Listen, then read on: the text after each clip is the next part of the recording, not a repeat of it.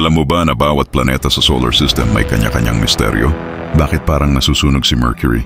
Pwede nga ba talagang tirhan ang Mars? At anong tinatago ng higanting Jupiter? Samahan niyo kong maglakbay sa isa na namang misteryo ng kalawakan. Sabay-sabay nating tuklasin. Tara, simulan na natin. Alam mo ba na ang Mercury ang pinakamaliit at pinakamabilis na planeta sa solar system? Isang taon sa Mercury ay tumatagal lang ng 88 days.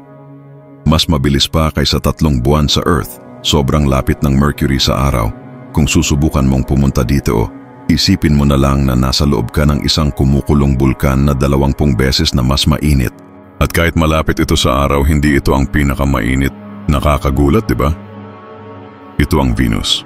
Tinatawag na kambal ng Earth, pero huwag kang malinlang. Sa kalawakan, isa ito sa pinakamaliwanag na planeta, kaya minsan napagkakamalang bituin sa gabi. Ngunit sa ibabaw nito, ibang-iba ang kwento. Ang temperatura? Halos 465 degrees Celsius sapat para tunawin ang bakal. At hindi lang iyon, binalot ito ng makapal na ulap ng carbon dioxide at sulfuric acid na gumagawa ng napakalakas na greenhouse effect. Ang resulta? Isang planetang nagiging parang pressure cooker. Mas mainit pa kaysa Mercury kahit mas malayo sa araw. Pero ang mas nakamamangha, dati raw posibleng may tubig at dagat ang Venus. Ano kaya sa palagay mo ang nangyari? Bakit ito naging isang tila bundok ng buhangin na sobrang tuyo? Nais mo bang malaman? I-comment mo sa baba at atin itong pag-uusapan sa susunod na video. Ito ang Earth, ang tanging planeta na alam nating may buhay. Bakit? Dahil nasa tamang layo ito mula sa araw. Hindi sobrang init, hindi rin sobrang lamig. Mayroon itong atmosphere na puno ng oxygen, dagat na bumabalot sa higit 70% ng ating mundo, at ozone layer na nagpoprotekta laban sa nakamamatay na ultraviolet rays, ang radiation ng araw. Pero ito ang nakakapagtaka, kapatid. Sa napakalawak na universe, bakit hanggang ngayon wala pa din nakakadiscover na may ibang nabubuhay na nilalang sa ibang mundo? Gaano nga ba talaga tayo ka-espesyal? Comment mo sa baba kung gusto mo pa ng mas malalim na impormasyon. Atin itong pag-uusapan sa susunod na video. Ito ang Mars, ang tinatawag na pulang planeta.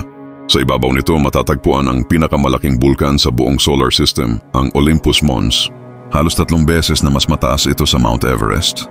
Ngunit ang mas nakamamangha, may ebidensya na dati ay dumadaloy ang tubig sa ibabaw ng Mars.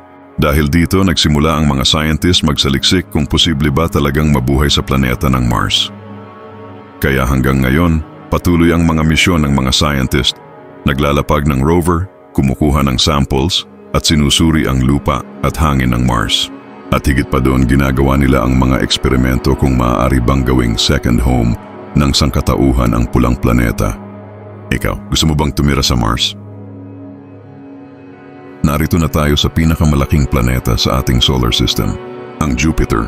Para itong higanting bantay ng ating kalawakan, halos 318 beses na mas mabigat sa Earth.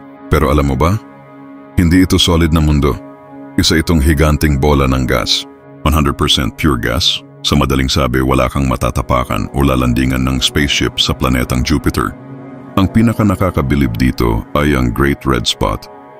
Isang napakalaking bagyo na mas malaki pa sa mundo natin. Isipin mo na lang kung gaano kaliit ang Earth na ginagalawan natin. Tapos poproblemahin mo pa yung katrabaho mong bida-bida. Ang Jupiter ay may higit 80 na buwan. Imaginein mo na lang kung 80 din ang buwan ng Earth, baka wala nang makatulog sa gabi dahil sa liwanag ng buwan. Kung may planeta mang may taglay na kapangyarihan ng isang hari, walang iba kundi si Jupiter.